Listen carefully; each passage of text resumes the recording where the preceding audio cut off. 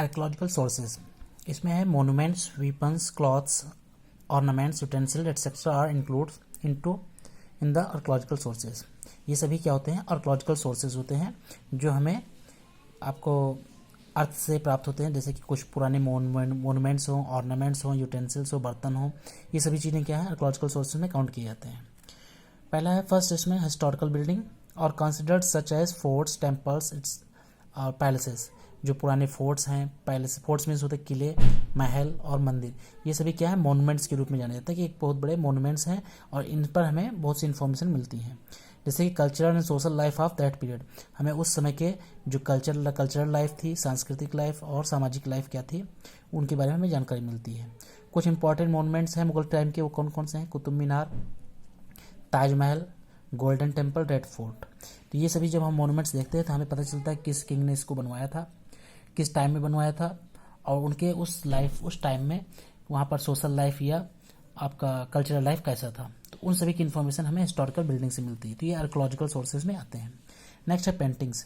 Paintings can be seen in palaces, forts, temples, providing the information about tradition, costumes, jewellery, customs etcetera of medieval period.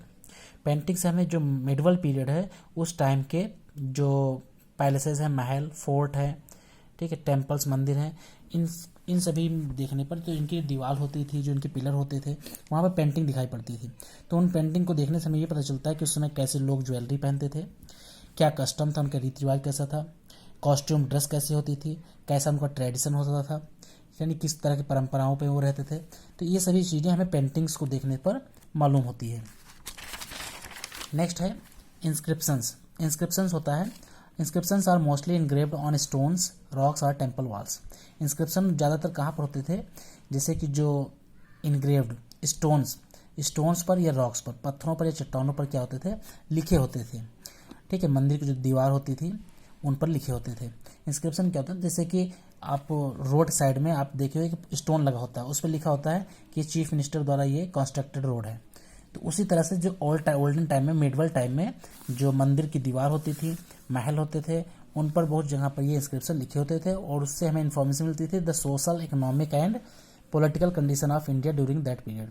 यानी medieval period में उस समय social life कैसी थी, economic life कैसी थी और पॉलिटिकल लाइफ कैसी थी, वो सभी इन्फॉर्मेशन हमें इंस्क्रिप्शन से मिलता है।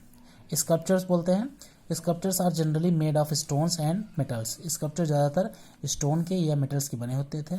स्कल्पचर्स बोलते हैं मूर्तियों को, जो मूर्तियाँ होती थी ज़्यादातर पत्थरों की या मेटल्स की बने होते थे। They give us information about ornaments, costumes and hair styles of that period.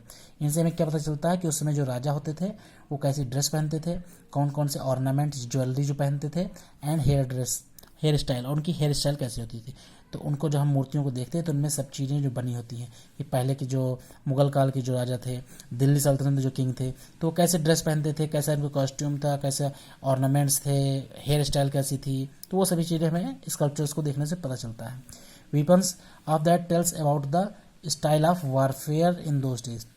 जो पुराने ज़माने के अगर हमें वीपन देखते हैं, हथियार देखते हैं, तो उससे पता चलता है कि उस समय के लोग कैसे जो है हथियार इस्तेमाल करते हैं, कैसे युद्ध होता था। जैसे कि पहले क्या था, अभी हम लोग जो नॉर्मल होता है मिसाइल का यूज़ होता है आज के समय में, तो पहले क्या था धनुष बाण से, ठीक है, तलवार से, भाले से, ये सभी वहाँ उस समय के हथियार होते थे। तो इससे पता चलता है कि मध्यकाल में, मिडिवल पीरियड में इन वीपन्स को यूज़ करते थे। Coins were mostly made of gold, silver and copper. जो क्वाइंस होते थे वो सोने के, सिल्वर के या कॉपर के बने होते थे, इन मेटल्स के बने होते थे।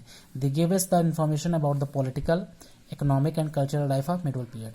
और क्वाइंस से हमें उस समय की जो इकोनॉमिक लाइफ कैसी थी, पॉलिटिकल लाइफ कैसी थी, कल्चरल लाइफ कैसी थी, ये सभी हमें मिडिवल पीरियड के लाइफ के बारे में इस तरह की इन्फॉर्मेशन प्राप्त होती है। तो ये हमारे सब क्या थे? आर्कियोलॉजिकल सोर्सेज थे। तो ये चैप्टर क्लोज हुआ, यहीं पे एंड हुआ। इसमें आपने पढ़ा कि कैसे हमारे मध्य अर्ली मिडिवल पीरियड था, उसमें कितने कितने राजा लोग यहाँ पर शासन किए, उनकी इन्फॉर्मेशन हमें कैसे प्राप्त हुई, लिटरेरी सोर्सेज और आपका आर्कियोलॉजिकल सोर्सेज। इसके बाद क्वेश्चन से यहाँ पर सारे कंप्लीट हैं, ठीक है। ये आपके सारे क्वेश्चन हैं। सिर्फ लॉन्ग क्वेश्चन में जो आपका ये है what do you mean by monuments, तो ये पेज सेकंड पर जो हिस्टोरिकल बिल्डिंग सेटिंग है वो इसका आंसर होगा। तो आप ये क्वेश्चन लिखिएगा, उसके बाद ये आंसर पूरा राइट कीजिएगा। इसी तरह से लास्ट क्वेश्चन है what do you mean by inscription. Inscription भी यहाँ पर लिखा हुआ है, इसका आंसर पेज 3 पर है इंस्क्रिप्शन हेडिंग में, ये देखिए। तो ये आप क्वेश्चन लिख के ये पूरा आंसर लिख लीजिएगा, ठीक है। Thank you. यहीं पर आपका कंप्लीट होता है। Thank you.